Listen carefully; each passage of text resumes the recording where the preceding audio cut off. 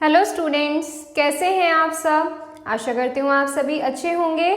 मैं आरती आप सभी का अपने परिवार फिजिक्स गुरु पर हार्दिक स्वागत करती हूँ, जहाँ पर आप सभी पढ़ रहे हैं बीएससी के लिए फिजिक्स, केमिस्ट्री और मैथ्स चल रहा है आपका अपनी एप्लीकेशन फिजिक्स गुरु पर। तो आज की क्लास है हमारी बीएससी थर्ड सेमेस्टर के लिए केमिस्ट्री क्लास है, जिसमें आपकी बुक चल रही है chemical dynamics and coordination chemistry, और इसका ये लेक्चर नंबर 13 है। इससे पहले के लेक्चर्स प्लेलिस्ट में ऐड कर दिए गए हैं, आप वहाँ से देख सकते हैं। तो इसमें लास्ट टर्न पर हमने हमारी यूनिट 1 कंप्लीट की थी और आज हम इसमें स्टार्ट करने वाले हैं यूनिट 2। तो यूनिट 2 है आपकी केमिकल इक्विलिब्रियम। इसमें हम केमिकल इक्विलिब्रियम के बारे में डिस्कस करते हैं। अब देखिए, मैंने लास्ट टर्न पर आपको कुछ डेरिवेशन कराई थी, जिसमें हमने केमिकल इक्विलिब्रियम के बारे में, इक्विलिब्रियम कांस्टेंट, इन चीज़ों के बारे में डिस्कस किया था। तो वह था एक छोटा सा ब्रीफ डिस्क्रिप्शन था। अब हम इसको क्या करने वाले हैं, इसको पूरे डीपली समझने वाले हैं। तो सबसे पहले स्टार्ट करेंगे हमारी केमिकल रिएक्शन से कि केमिकल रिएक्शंस कौन कौन सी होती हैं। तो देखिए, केमिकल रिएक्शंस होती हैं दो टाइप से। कौन से, कितने टाइप से? दो टाइप से होती है। एक होती है आपकी irreversible reaction, irreversible reaction, irreversible reaction, और एक होती है आपकी रिवर्सिबल रिएक्शन। एक क्या होती है आपकी रिवर्सिबल रिएक्शन। तो इरिवर्सिबल रिएक्शन आप सभी जानते होंगे, रिवर्सिबल और इरिवर्सिबल, इसमें कोई नई बात नहीं है। इन रिएक्शंस में क्या है, इरिवर्सिबल रिएक्शन वो होती है जो आपकी सिर्फ एक ही डायरेक्शन में चलती है। जैसे मैं कहूँ यहाँ पर आपका है रिएक्टेंट और रिएक्टेंट से बन गया प्रोडक्ट। ये इसमें क्या होती है, एक ही डायरेक्शन में आपकी रिएक्शंस होती हैं, वो होती हैं इरिवर्सिबल। रिवर्सिबल का मतलब क्या होता है, जो पलट भी जाती हैं, जो उल्टी हो जाती हैं। जैसे मैं कहूँ कि रिएक्टेंट से प्रोडक्ट बन रहा है और प्रोडक्ट से रिएक्टेंट भी बन रहा है, तो इसमें ऐड हो गया। तो इसमें क्या मतलब हुआ कि वे केमिकल रिएक्शंस जिनमें रिएक्टेंट से प्रोडक्ट तो बन जाता है, बट प्रोडक्ट से वापस से रिएक्टेंट नहीं बन पाता, तो ऐसी रिएक्शंस क्या कही जाती है, इरिवर्सिबल रिएक्शन। इसी के जस्ट अपोजिट रिवर्सिबल रिएक्शन वो होती है जिसमें आपका रिएक्टेंट से प्रोडक्ट भी बन जाता है और प्रोडक्ट से रिएक्टेंट भी बन जाता है। क्लियर हो गई ये बात। रिवर्सिबल और इरिवर्सिबल आप ये नोट कर लीजिए कि on the basis of direction chemical reaction can be divided in two parts. On the basis of direction, on the basis of direction, direction chemical reaction को मैं CR से शो कर दूं। Chemical reaction can be divided in two parts, divided in two parts. कितने parts में, two parts. दोनों parts मैंने यहाँ पर लिख दिए हैं, आप इसे नोट कीजिए। लैंग्वेज लिखना चाहते हैं तो आप लैंग्वेज खुद से लिखेंगे। कैसे लिखेंगे, the chemical reaction in which reactant molecules will convert in product but product can not be converted into reactant are known as irreversible reaction. और इनको कैसे रिप्रेजेंट करते हैं, इनको हम इस साइन से, एरो के साइन से रिप्रेजेंट करते हैं। अब बात करते हैं रिवर्सिबल रिएक्शन की। Reversible reaction way chemical reaction, the chemical reaction in which reactant will convert into product and product will also convert into reactant। ये रिएक्शन कौन सी कही जाती है, रिवर्सिबल। और इनको कैसे रिप्रेजेंट किया जाता है, इनको हम इस साइन से, रिवर्सिबल साइन से हम इनको रिप्रेजेंट करते हैं। क्लियर है इतनी बात। एग्जाम्पल लिखना चाहते हो इसमें, एग्जाम्पल इसमें क्या आ जाएंगे, जैसे आपकी जितने भी स्ट्रॉन्ग एसिड होते हैं, स्ट्रॉन्ग बेस, प्रेसिपिटेट वाली रिएक्शंस, डीकम्पोजिशन, ये सब आ जाते हैं। Strong acid base, strong acid base, precipitate reaction जिनमें प्रेसिपिटेट बनते हैं, प्रेसिपिटेट रिएक्शन, और इसमें आपके आ जाएंगे decomposition, decomposition of strong acid base, ऐसे लिख लो इसमें चाहो तो, डीकम्पोजिशन ऑफ, डीकम्पोजिशन ऑफ। ठीक है। और इसमें रिवर्सिबल में कौन सी रिएक्शंस आएंगी? वीक एसिड और वीक बेस का डिकम्पोजिशन, इसमें स्ट्रॉन्ग एसिड स्ट्रॉन्ग बेस, इसमें वीक एसिड बेस, डिकम्पोजिशन होता है टूटना, decomposition of weak acid base, ठीक है। तो ये हो गए इसके एग्जाम्पल। और इसमें साल्ट का भी आ सकता है, इसमें साल्ट भी आ सकता है, इसमें चाहो तो ऐड कर लो। और इसमें इलेक्ट्रोलाइट भी होते हैं, वैसे इतने खास एग्जाम्पल की इसमें जरूरत नहीं है, तो पहले आप ये नोट डाउन कीजिए। अब इसके बाद है आपका रिवर्सिबल रिएक्शंस को भी हमने 2 पार्ट में डिवाइड किया है। कितने पार्ट में? 2 पार्ट में। पहले से नोट डाउन करो, मैं बताती हूँ आपको। चलिए, 2 पार्ट में डिवाइड किया है हमने रिवर्सिबल रिएक्शंस को। एक पार्ट है इसका होमोलिटिक और एक पार्ट है इसका हेट्रोलिटिक। जैसे आपके होमोलिटिक और हेट्रोलिटिक बॉन्ड फिशंस थे ना, ठीक इसी तरह से एक पार्ट है इसका होमोलिटिक और एक पार्ट है हेट्रोलिटिक। होमोलिटिक और ये आ गया heterolytic. Heterolytic, homolytic reversible reaction, heterolytic reversible reaction. तो होमोलिटिक की मैं आपको बात करूं, होमोलिटिक रिवर्सिबल रिएक्शन वो होती है जिसमें आपका रिएक्टेंट से प्रोडक्ट भी बनता है आपका, और वो भी आपका सेम फेज में बनता है। जैसे मैं कहूं ये आपका गैसीय स्टेट में है तो ये भी गैसीय स्टेट में होगा, अगर रिएक्टेंट सॉलिड में है तो सॉलिड में होगा। तो वो रिएक्शंस आपकी कौन सी कही जाएंगी? होमोलिटिक रिवर्सिबल रिएक्शंस कही जाएंगी। हेट्रोलिटिक रिवर्सिबल रिएक्शन कौन सी होंगी? हेट्रोलिटिक रिवर्सिबल रिएक्शंस में वो केमिकल रिएक्शंस आएंगी जो आपके प्रोडक्ट और रिएक्टेंट दोनों क्या होंगे? अलग अलग फेज में एग्जिस्ट करेंगे। जैसे ये रिएक्टेंट है, यहाँ पर आपका क्या बना रहा है? ये प्रोडक्ट बना रहा है। मान लीजिए ये सॉलिड है और यहाँ से गैस में प्रोडक्ट मिल रहा है। इस टाइप की जो रिएक्शंस होती हैं वो हेट्रोलिटिक रिवर्सिबल रिएक्शंस होती हैं। डेफिनेशन लिखेंगे तो कैसे आएंगी यहाँ पे डेफिनेशन? क्या लिखेंगे? The reversible reaction in which reactant and product exist in same phase। phase से मतलब सॉलिड है तो दोनों सॉलिड होने चाहिए, रिएक्टेंट गैस है तो प्रोडक्ट भी गैस होना चाहिए, अगर रिएक्टेंट लिक्विड है तो प्रोडक्ट भी लिक्विड होना चाहिए। क्लियर है इतनी बात? तो यहाँ पे डेफिनेशन किस तरह से लिखेंगे आप? The chemical reaction in which या the reversible reaction in which reactant and product exist in same phase, वो reactions are known as, those reactions या those reversible reactions are known as homolytic reversible reaction। Clear है? अब आ जाइए heterolytic पर। Heterolytic में बिल्कुल यही चीज है, बस इसमें क्या है? प्रोडक्ट और रिएक्टेंट आपके सेम फेज में एग्जिस्ट नहीं करेंगे। पहले इसकी डेफिनेशन लिख ली होगी आपने। एग्जाम्पल देखो इसके लिए, एग्जाम्पल डाल के चलो इनके साथ साथ, आपको फिर आगे जब पढ़ोगे कभी रिवीजन करोगे जब इनका, तो आपको बिल्कुल अच्छे से क्लियर हो जाएगा ये। ठीक है, देखो N2 ले ले और आपके H2 ले ले, यहाँ पे 3 मॉलिक्यूल्स रहे, तो देखो ये भी गैस होता है, ये भी गैस होता है। रिएक्शंस कैसी होने वाली है? रिवर्सिबल होने वाली है। और यहाँ से आपका क्या बनता है? यहाँ से आपका 2 मॉलिक्यूल्स ऑफ NH3 बनता है। NH3 क्या होती है? गैस होती है। समझ में आ गई बात? इस तरह से एक और ले सकते हो, N2O2, यहाँ से ले लिया N2, यहाँ से ले लिया O2, क्या बन गया यहाँ से आपका? 2NO, यही बना है क्या? 2NO, ये भी गैस, ऑक्सीजन भी गैस, NO भी गैस। क्लियर है? तो ये हो गई आपका होमोलिटिक। एग्जाम्पल नोट डाउन कीजिए, फिर हेट्रोलिटिक के डेफिनेशन लिखेंगे और इसके एग्जाम्पल देखेंगे।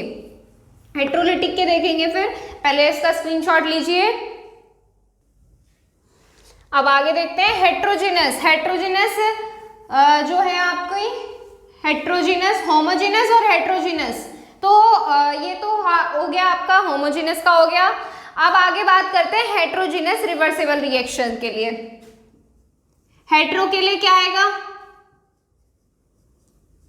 हेट्रोजीनस के लिए क्या आएगा, वे रिवर्सिबल रिएक्शन जिनमें आपके प्रोडक्ट और रिएक्टेंट दोनों की कंसंट्रेशन सेम नहीं होती है, वो रिएक्शंस कौन सी आएंगी, हेट्रोजीनस रिवर्सिबल रिएक्शंस कही जाएंगी। ठीक है, तो देखिए जिनमें आपका रिएक्टेंट और प्रोडक्ट की कंसंट्रेशन सेम नहीं रहेंगी, जैसे ये आपका सॉलिड, ये आपका गैस। अब देखो सबसे बेस्ट एग्जांपल लूँ मैं यहाँ पे वाटर का। वाटर को जैसे हमने यहाँ पर H2O ले लिया आइस में, यहाँ पे क्या लिया, आइस फॉर्म में। आइस कैसी होती है, सॉलिड होती है। फिर हमारा वाटर क्या हुआ, फिर हमारा वाटर ब्रेक हो गया, यहाँ पर क्या बन गया, यहाँ पर हमारा आइस से क्या बन गया, लिक्विड बन गया। आइस से क्या बन गया, लिक्विड बन गया, वाटर बन गया। ऐसे लिखो, वाटर बन गया। यहाँ से ये हमने यहाँ पर लिया बर्फ का टुकड़ा, ये पिघल गया, यहाँ पे वाटर बन गया। वाटर कैसी फॉर्म में एग्जिस्ट करता है, लिक्विड फॉर्म में एग्जिस्ट करता है। और फिर यहाँ से भी आगे अगर रिएक्शंस करते हैं तो ये कैसी होती है, वेपर फॉर्म में चली जाती है, वेपर फॉर्म में। और वेपर कैसी होती है, गैसियस फॉर्म में एग्जिस्ट करती है। क्लियर है, ये बेस्ट एग्जाम्पल है इसका। और भी लिखना चाहो तो और भी लिख सकते हो, जैसे आपका एक एग्जाम्पल है NH4Cl, ये होता है आपका सॉलिड, ये होता है सॉलिड। ये किस में कन्वर्ट होता है, NH3 में, जो कि आपकी गैस होती है, और HCl में, जो कि आपकी गैस होती है। क्लियर है। अब इसके बाद एक और एग्जाम्पल ले लो, CaCO3 का एग्जाम्पल। CaCO3 ये एग्जिस्ट करता है सॉलिड में, और जब इसको हम क्या करते हैं, रिएक्शन कराते हैं, रिवर्सिबल रिएक्शन होगी, तो ये आपका डिसोसिएट होता है CaO में, और किस में कन्वर्ट होता है, और CO2 में कन्वर्ट होता है। तो यहाँ से CaO जो होता है ये सॉलिड होता है, और ये आपका गैसियस फॉर्म में एग्जिस्ट करता है। क्लियर है। तो ये हो गई आपकी रिएक्शंस। मैं आपको फिर से बता देती हूँ कि केमिकल रिएक्शंस को उनके डायरेक्शन के बेसिस पर दो पार्ट में बांटा हमने। फर्स्ट पार्ट कौन सा है, फर्स्ट पार्ट था आपका इररिवर्सिबल रिएक्शन, और सेकंड पार्ट है रिवर्सिबल रिएक्शन। इररिवर्सिबल रिएक्शंस वो रिएक्शंस होती हैं जिनमें आपका प्रोडक्ट से रिएक्टेंट तो बन जाता है, बट रिएक्टेंट से प्रोडक्ट नहीं बन पाता है। जैसे एग्जाम्पल में डीकम्पोजिशन स्ट्रॉन्ग एसिड का, स्ट्रॉन्ग बेस का, प्रेसिपिटेट रिएक्शंस होती हैं जितनी भी, वो सारी रिएक्शंस उसका एग्जाम्पल हो जाती हैं। फिर इसके बाद है हमारा सेकंड टाइप जो था, या सेकंड पार्ट जो था, रिवर्सिबल रिएक्शन। रिवर्सिबल रिएक्शंस वो रिएक्शन होती हैं जिनमें आपका रिएक्टेंट से प्रोडक्ट भी बन जाता है और प्रोडक्ट से रिएक्टेंट भी बन जाता है। जैसे आपका डीकम्पोजिशन वीक एसिड का, वीक बेस का, साल्ट होती हैं, और इलेक्ट्रोलाइट वाली जितनी भी रिएक्शंस होती हैं। फिर इसके बाद आपकी रिवर्सिबल रिएक्शंस को भी हमने दो पार्ट में बांटा। कौन कौन से पार्ट में, एक तो है आपका होमोजेनस रिवर्सिबल रिएक्शन, सेकंड है आपका heterogeneous reversible reaction. Homogeneous reversible reaction वो थी जिनमें आपकी प्रोडक्ट और रिएक्टेंट दोनों की फेज सेम होती है, सेम फेज में एग्जिस्ट करते हैं। जैसे आपका रिएक्टेंट भी गैसियस फॉर्म में है तो प्रोडक्ट भी गैसियस फॉर्म में बनना चाहिए, रिएक्टेंट लिक्विड है तो प्रोडक्ट भी लिक्विड में आना चाहिए। हमने कुछ एग्जांपल्स भी देखे इसके।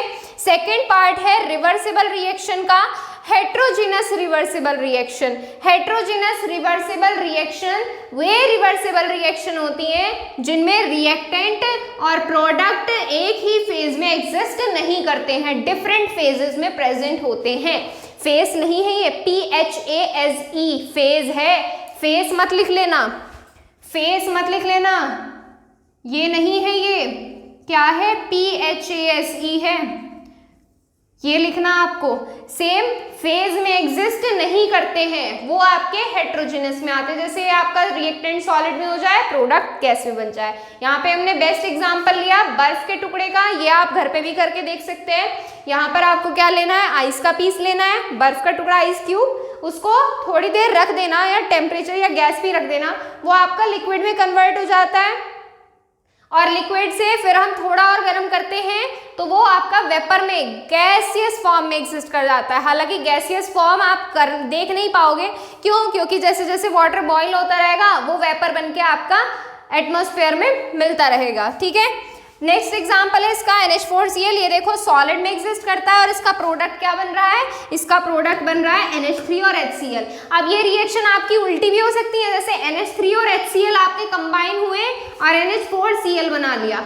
समझ गए बात? अब देखो जैसे यहाँ पर एग्जाम्पल लिया, इस वे में जाने के लिए हम क्या कर रहे हैं, टेम्परेचर इंक्रीज कर रहे हैं, और इस वे में आने के लिए हमें टेम्परेचर डिक्रीज करना पड़ेगा। अरे जब गैस को ठंडी करोगे तभी तो वो आपकी वाटर में कन्वर्ट होगी। जैसे आपका वाटर होता है, वाटर को आइस बनाने के लिए क्या करते हो, फ्रीजर में रखते हो या नहीं, टेम्परेचर डिक्रीज करते हो। ठीक है, एक और एग्जाम्पल है ये देखो, ये सबसे अच्छा एग्जाम्पल है इसका, CaCO3। अब देखो ये आपका सॉलिड में एग्जिस्ट कर रहा है, अब ये डिसोसिएट हो रहा है आपका CaO में और CO2 में डिसोसिएट हो रहा है। तो इसमें देखो ये आपका सॉलिड है, ये भी सॉलिड है, ये गैस है। तो अब आप सोच रहे होंगे कि ये भी सॉलिड है, ये भी सॉलिड है, ये तो उड़ी जाएगी, तो हमें तो इसको देखना है बस। ऐसे नहीं करना है, जो भी प्रोडक्ट बनेगा हर एक मॉलिक्यूल की, चाहे वाटर मॉलिक्यूल भी निकल रहा है ना, तो उसकी भी हम फेज नोट करेंगे। वाटर मॉलिक्यूल कैसी फॉर्म में एग्जिस्ट करता है, लिक्विड में, वाटर लिक्विड में ही तो होता है। ठीक है, तो ये था आपका पूरा बेसिक। अब इसके बाद चलेंगे हम हमारे मेन पार्ट की तरफ, जो है आपका केमिकल इक्विलिब्रियम। अब केमिकल इक्विलिब्रियम होती क्या है, इक्विलिब्रियम होता है साम्यावस्था। साम्यावस्था क्या होती है, कब बनती है, केमिकल रिएक्शंस के लिए कैसे देखते हैं हम, वो चीजें देखेंगे। पहले आप इसे नोट डाउन करिए, बहुत इंपॉर्टेंट पार्ट है ये। अगर ये क्लियर हो गया तो आगे के रिएक्शंस बहुत आसान है। आई होप आपने इसका स्क्रीनशॉट लिया होगा। अब इसके बाद है हमारा केमिकल इक्विलिब्रियम। अब असल में केमिकल इक्विलिब्रियम होती क्या है, तो देखो हम जानते हैं रेट ऑफ फॉरवर्ड रिएक्शन, जानते हो क्या होता है रेट ऑफ फॉरवर्ड रिएक्शन, मतलब जिस स्पीड से आपकी फॉरवर्ड रिएक्शन चल रही है, मतलब रिएक्टेंट प्रोडक्ट की ओर जा रहा है। और रेट ऑफ बैकवर्ड रिएक्शन कौन सा होगा, वो रेट होगा, वो गति होगी, वो स्पीड होगी जिससे आपका रिएक्टेंट से प्रोडक्ट बनेगा। समझ में आ गई इतनी बात? अब ये दोनों पॉइंट नोट करके रखना, क्यों, क्योंकि इनकी हमें जरूरत है। अब देखो रिवर्सेबल रिएक्शन में क्या होता है, ये हम समझेंगे एक ग्राफ के थ्रू। जैसे ये हो गया, हमने यहाँ पर एक ग्राफ ले लिया, यहाँ पर क्या लेते हैं हम, यहाँ पर हम टाइम ले लेते हैं और यहाँ पर हम रेट दे लेते हैं रिएक्शन का, रेट ऑफ रिएक्शन। यहाँ पर हमारा क्या है, यहाँ पर इस पॉइंट पर हम ले लेते हैं कि यहाँ पर रिएक्टेंट रखा है, यहाँ पर प्रोडक्ट रखा है। अब देखो एक चीज ध्यान से सुनना मेरी, वो रिएक्शन जिसमें, वे रिवर्सिबल रिएक्शन जिसमें आपका फॉरवर्ड रिएक्शन का रेट बैकवर्ड रिएक्शन के रेट के इक्वल हो जाए, वो आपकी स्टेट जो होती है, वो स्टेट आपकी जो होती है इक्विलिब्रियम स्टेट कही जाती है। किस तरह से, देखो यहाँ पर एक चीज मैं आपको बता देती हूँ, थ्योरेटिकली पहले आपको समझाती हूँ, फिर ग्राफ पे चलते हैं अपने। तो देखो इसमें असल में होता क्या है, जब हम कोई भी रिएक्शन स्टार्ट करते हैं, कोई भी रिएक्शन स्टार्ट करी हमने, यहाँ पर हमारी रिएक्टेंट है, रिएक्शन स्टार्ट करते हैं तो हमारी जो कंसंट्रेशन होती है इनिशियल में, स्टार्टिंग में क्या होती है, कंसंट्रेशन ऑफ रिएक्टेंट ज्यादा होती है, प्रोडक्ट की कम होती है। क्यों होती है, क्योंकि देखो अभी हमारी रिएक्शन स्टार्ट हुई है, कंप्लीट नहीं हुई है। कंप्लीट जब होती है जब हमें प्रोडक्ट मिल जाता है, अभी यहाँ पे प्रोडक्ट नहीं मिला है, तो यहाँ पर इसकी कंसंट्रेशन क्या होगी, ज्यादा होगी, कंसंट्रेशन इसकी ज्यादा होगी, प्रोडक्ट की कंसंट्रेशन जीरो होगी। या फिर ये कह सकते हैं कि फॉरवर्ड रिएक्शन का रेट क्या होगा, ज्यादा होगा, बैकवर्ड रिएक्शन का रेट कम होगा। अब बैकवर्ड रिएक्शन का रेट कम कैसे, ये देखो प्रोडक्ट है, प्रोडक्ट से जब हम रिएक्टेंट की तरफ चलेंगे वही तो बैकवर्ड रिएक्शन कही जाएगी।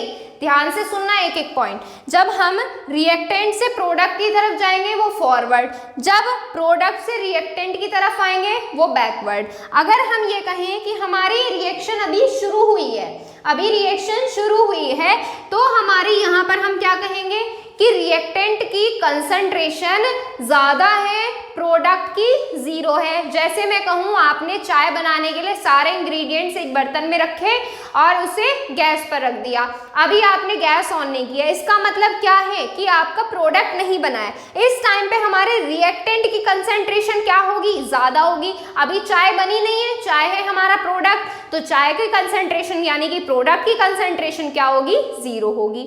समझ में आ गई इतनी बात? अब दूसरी बात सुनो, दूसरी बात क्या है, हम ये कह सकते हैं कि रिएक्टेंट से प्रोडक्ट बनता है, मतलब दूध, चाय पत्ती, चीनी से आपकी क्या बनती है, चाय बनती है। अभी हमारी चाय बनी नहीं है तो हम ये कह सकते हैं कि फॉरवर्ड रिएक्शन, यानी कि जब हमारे उन इंग्रेडिएंट से चाय बनेगी उसका रेट कैसा होगा, ज्यादा होगा। वहीं अगर हम उल्टा कर दें, हालांकि इसमें उल्टा होता नहीं है, ये रिवर्सिबल रिएक्शन का एग्जांपल नहीं है। अब आप खुद ही सोचो इसमें कि एक चाय से दूध, चाय पत्ती, पानी, चीनी कैसे अलग करोगे आप, नहीं हो सकता ना। बट एक बार अज्यूम कर लो कि आपने कुछ केमिकल रिएक्शंस कर करके उसको कर दिया। तो यहाँ पर अगर मान लो चाय से आप वापस सारे इंग्रेडिएंट्स निकालना चाहो तो वो रिएक्शंस आपकी कैसी हो जाएगी, रिवर्सिबल रिएक्शन हो जाएगी, यानी कि पहले जैसे आपको सारी चीजें मिल जाएंगी। तो इसमें देखो किस तरह से मिलेंगी ये चीजें। अगर आप प्रोडक्ट से रिएक्टेंट की तरफ जा रहे हो, प्रोडक्ट से रिएक्टेंट की तरफ जा रहे हो, तो इस टाइम पर जो आपकी प्रोडक्ट की कंसंट्रेशन होगी वो ज्यादा होगी और बैकवर्ड रिएक्शन का रेट भी ज्यादा होगा। समझ में आ गई बात। तो हम ये कहना चाहते हैं कि जब आपकी रिएक्टेंट की कंसंट्रेशन ज्यादा होगी तो प्रोडक्ट की कंसंट्रेशन जीरो होगी। जब आपके रिएक्टेंट का रेट ज्यादा होगा, प्रोडक्ट का रेट कम होगा। मतलब अगर आपका फॉरवर्ड रिएक्शन का रेट ज्यादा होगा तो बैकवर्ड रिएक्शन का रेट कम होगा। समझ में आ गई इतनी बात। और जहां पर जिस पॉइंट पर आपके इन दोनों रिएक्शन के रेट इक्वल हो जाए वो पॉइंट क्या कहा जाएगा, इक्विलिब्रियम पॉइंट, या वो स्टेट जहां पर आपके दोनों ही आपके इक्विलिब्रियम है, यानी कि दोनों रिएक्शन का रेट इक्वल आ जाए, वो आपका क्या कहा जाएगा, इक्विलिब्रियम स्टेट। समझ में आ गई इतनी बात। ग्राफ के थ्रू समझो। अब देखो जैसे हमारा यहां से ये रिएक्टेंट है, ये प्रोडक्ट है, फॉरवर्ड रिएक्शन हो रही है, फॉरवर्ड रिएक्शन हो रही है, प्रोडक्ट नीचे की तरफ बनाएंगे हम, फॉरवर्ड रिएक्शन हो रही है, देखो ये रिएक्शन हो रही है। अभी हम क्या करते हैं, अभी हम दोनों कंडीशंस एक साथ लेके चलते हैं। एक साथ किस तरह से, फॉरवर्ड रिएक्शन के लिए भी, बैकवर्ड रिएक्शन के लिए भी। जैसे मैं किस तरह से बताऊं आपको, देखो यहां से इतनी रिएक्शन फॉरवर्ड के लिए होगी, इतनी रिएक्शन बैकवर्ड के लिए, फिर एक पॉइंट आएगा ये यहाँ पर आगे बढ़ेगी, ये इतनी आगे बढ़ेगी। अब ध्यान से देखना, देखो यहाँ पर जैसे जैसे टाइम बढ़ रहा है, देखो इस पॉइंट पर हमने क्या लिया, टाइम लिया है ना, जैसे जैसे टाइम बढ़ रहा है रिएक्टेंट की कंसंट्रेशन डिक्रीज हो रही है, कमी हो रही है ना। ग्राफ नीचे आने का मतलब क्या है, डिके हो रहा है, इसमें कमी आ रही है। तो इसमें जैसे जैसे टाइम इंक्रीज हुआ वैसे वैसे रिएक्टेंट की कंसंट्रेशन कम हुई, प्रोडक्ट की कंसंट्रेशन ज्यादा हुई। मतलब टाइम के साथ साथ हमारा प्रोडक्ट बन रहा है रिएक्टेंट से, ठीक है। अब देखो इस ग्राफ को और आगे लेके जाते हैं, यहां से हमारा रिएक्टेंट का ग्राफ भी और आगे जा रहा है, और एक पॉइंट ऐसा आया जहां पर ये दोनों ग्राफ आकर मिल गए, यहाँ पर ये दोनों ग्राफ आकर मिल गए। और ये जो आपका ये जहां पर दोनों रिएक्शन का रेट, ये देखो रेट ऑफ रिएक्शन देख रहे हैं ना, रेट कैसे आ रहा है, इधर आ रहा है। देखो जैसे जैसे प्रोडक्ट बन रहा है वैसे वैसे रिएक्टेंट का रेट भी कैसा हो रहा है, डिक्रीज हो रहा है, प्रोडक्ट का रेट इंक्रीज हो रहा है। ध्यान से समझना, ये सारी चीजें बहुत इंपॉर्टेंट है। तो जिस पॉइंट पर ये दोनों ग्राफ आकर मिले, इस पॉइंट को हम बोलते हैं equilibrium point. Equilibrium point clear है, इक्विलिब्रियम पॉइंट। समझ में आ गई इतनी बात। अब देखो इक्विलिब्रियम पॉइंट के बाद ये रिएक्शन आपकी आगे तब तक चलती चली जाएगी जब तक आपको मेन चीज नहीं मिल जाती। अब देखो ये ग्राफ सफर कर रहा है प्रोडक्ट बनाने के लिए, और ये ग्राफ सफर कर रहा है रिएक्टेंट पाने के लिए, ठीक है। ये है rate of forward reaction, R F से शो कर दूं फॉरवर्ड रिएक्शन के लिए, और ये रेट है बैकवर्ड रिएक्शन के लिए, आर बी से शो कर रही हूं। क्लियर है, समझ में आ गई इतनी बात। अब इस चीज को थ्योरेटिकल लिखवाऊंगी मैं आपको, पहले इसका फटाफट से स्क्रीनशॉट लो। थ्योरेटिकल लिखवाऊंगी मैं ये चीजें, क्योंकि आप अगर कहीं गलती करोगे तो सब झोलमोल हो जाएगा। ग्राफ आपको सिर्फ समझाने के लिए बना लेना इसको भी, चाहो तो बाद में बना लो, चाहे पहले बना लो, मर्जी है आपकी भैया। आप लोग नोट्स तैयार कर रहे हो तो बाद में बना लो। चलो रफ कर देते हैं इसे।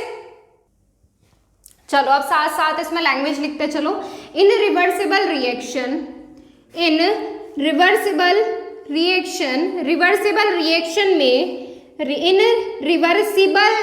इरिवर्सिबल नहीं लिखना, इन reversible reaction when the rate of forward reaction when, जब क्या हो, rate of forward reaction, rate of forward reaction, forward, forward और बैकवर्ड को क्या बोलेंगे हिंदी में, फॉरवर्ड अग्रिम, और बैकवर्ड, बैकवर्ड को क्या बोलेंगे बताओ इसमें आप, rate of forward reaction and backward reaction, rate of forward reaction and backward reaction are equal या फिर आर सेम, ठीक है, rate of forward reaction and backward reaction, backward reaction will be equal to each other, equal to each other, जब एक दूसरे के equal होंगे, each other such state of reaction, such comma लगा के लिखेगा, such state of reaction, ऐसी state जो होती है रिएक्शन की क्या कही जाती है, such state of reaction is known as reversible equilibrium state, such state of reaction is known as equilibrium state, is known as equilibrium state, equilibrium state, ठीक है। अब इसके बाद हमारी बहुत सब चीज़ों की तरफ चलते हैं, कंसंट्रेशन और उनका रेट ऑफ रिएक्शन के बारे में बात करते हैं। अब देखो इसमें आगे कंसंट्रेशन के बारे में लिखेंगे, लिखो इन फॉरवर्ड रिएक्शन, या फिर कैसे लिखोगे, व्हेन द रिएक्शन स्टार्ट्स, ऐसे लिखो, व्हेन द रिएक्शन स्टार्ट्स, ऐसे लिखेंगे, when the reaction starts, when the reaction starts, जब रिएक्शन कोई भी क्रिया शुरू होती है, स्टार्ट होती है, starts, the concentration of reactant, the concentration of reactant and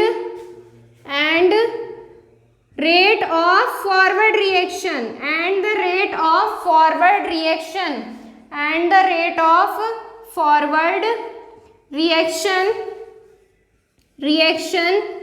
is more than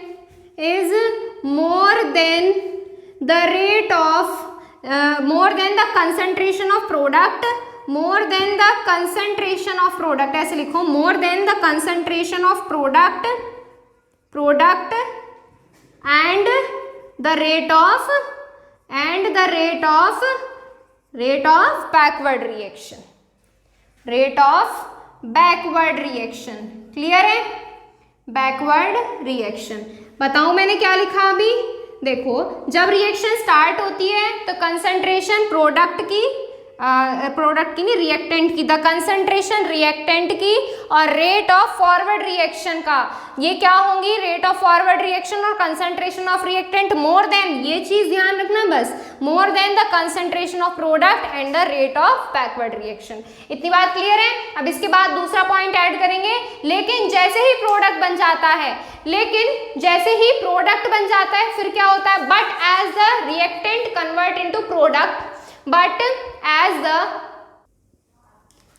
paragraph change करके लिख लेना, but as the product reactant, but as the reactant convert into product, but as the reactant converts into product, किस में convert हो जाए, product में convert हो जाए, कन्वर्ट्स इनटू प्रोडक्ट, देन तब क्या होगा, किसी को कोई idea, then the concentration of product and the rate of backward reaction is more than the concentration of reactant and the rate of forward reaction। एक एक करके लिखते हैं, कोई जल्दी नहीं है। but as the reactant converts into product, then the concentration of product will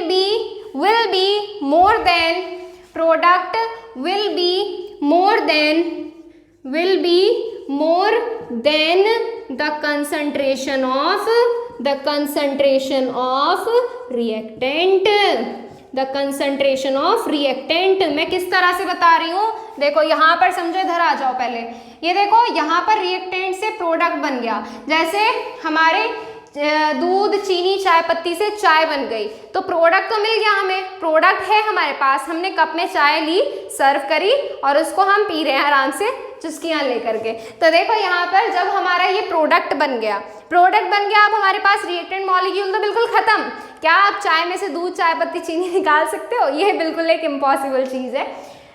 तो देखो यहाँ से जब हमें प्रोडक्ट मिल गया, हमें रिएक्टेंट के पास नहीं जाना है, एक चीज़ ये मान के चल लो, हमें रिएक्टेंट नहीं चाहिए, हमें प्रोडक्ट मिल गया यहाँ से, तो हमारे पास रिएक्टेंट खत्म हो गया, हमारे पास बचा नहीं है रिएक्टेंट, तो इसकी कंसंट्रेशन कैसी हो जाएगी? 0। ये लाइन समझ में आ गई? तो यहाँ से आगे बढ़ते हैं। But as the reactant convert into product, then the concentration of product will be more then the concentration of reactant. और इसको रेट से लिंक कर सकते हो, लिखो इसमें आगे, due to increase in the concentration of product, ऐसे लिखो, due to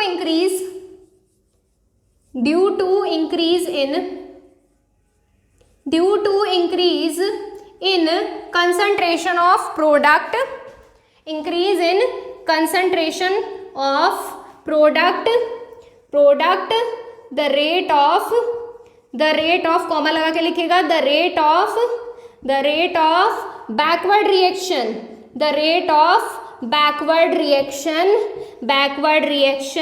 increases and the rate of forward reaction decreases, and the rate of backward reaction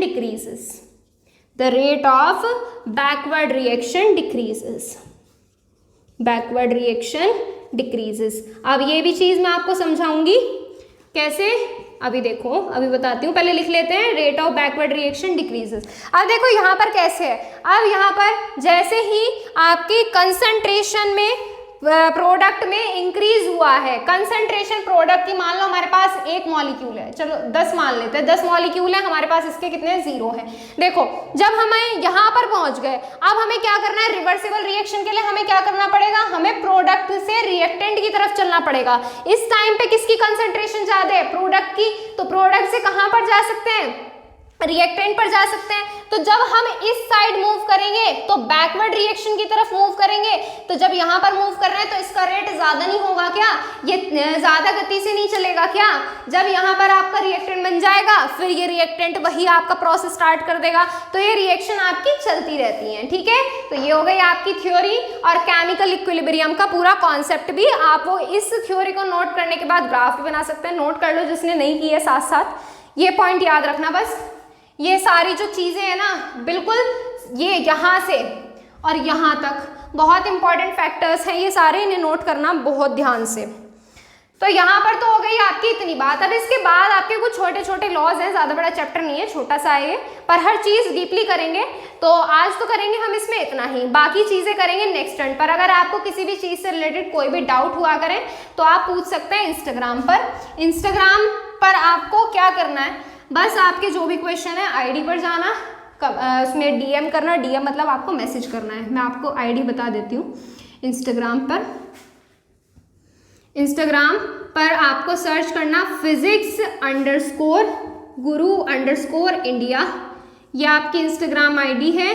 आप इस पर मैसेज कर सकते हैं जो भी आपके क्वेश्चंस हैं। और टेलीग्राम चैनल ज्वाइन करने के लिए टेलीग्राम पर पहले आईडी बनाना, फिर सर्च करना फिजिक्स गुरु इंडिया, आपको चैनल मिलेगा जहां पर आप ज्वाइन हो सकते हैं, जहां पर आपको डेली क्लासेस के लिंक, नोटिफिकेशन, टाइम सब भेज दिए जाते हैं। ठीक है, चलिए मिलते हैं आपसे नेक्स्ट टर्न पर इस चैप्टर के आगे के टॉपिक्स के साथ। आज के लिए इतना ही। Thank you so much.